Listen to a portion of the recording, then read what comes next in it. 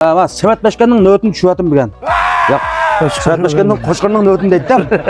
Ama Qo'shqirning nöbeti valla. Mümkün olab ketdi malamsa. Amma falan dolan qo'yib baqqan do'stlar. 50 kişilik qildi. 50 mi? Biz kişilik tanıma chidab 50 kişilik qildi 50 kişilik. Endi mümkün zapalda berdiniz mi? Boş olatmi dolan? Mümkün 50 kişilik qildi. 50 kişilik mi?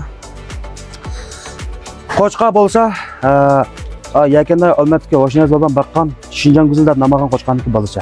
Yaqin elanmi? Qo'shqani tavsiya ko'raman. Endi mümkün paradoşlab qo'ysak, fila qo'shqa o'xshaydi deb qolmanlar. Tavsiya ko'raman buni. Qo'shqa bijiram. Shinjang guzilning bo'lsa 50 kişilik. Mümkün lan bo'ldi. 50 ta odam bilan chaqlanadi. Shu ma fursatni cho'ztab, Qo'shqaga qo'shilishni o'ylagan do'stlar. Ammo shu fursatda nesh qo'yamiz aklab sizlarga.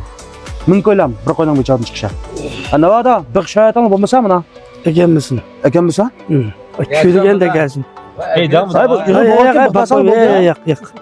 Bakmamışlar. Yok. Kuyligen de ekelsey silip ibatimiz. Bakıp Mehmet'e hem de Kur'an'ın külüğünde eklep silip paylaşmak Silip ekelsi oldu. Navada Kur'an'ın külümüse muş 50 kişi nöbet neşiden nöbet apayap. Kur'an'ın kaçak külüğü varsa ekelsi ama Oldu. sepbisi şunda ama Oldu. Qo'shqanın urna Yekenninki beşkende. Sebat Beşken diye aytım şu. Akıl bu numara olacak. 176 39 38 90. Muşumun esan tutulab eklep Qo'shqanımız kösan oldu bunu. Beşken kösan oldu. Ko'rab ben nöbetni kesani çek qilib qoldi. Fursatni cho'ng tutib qo'ydim.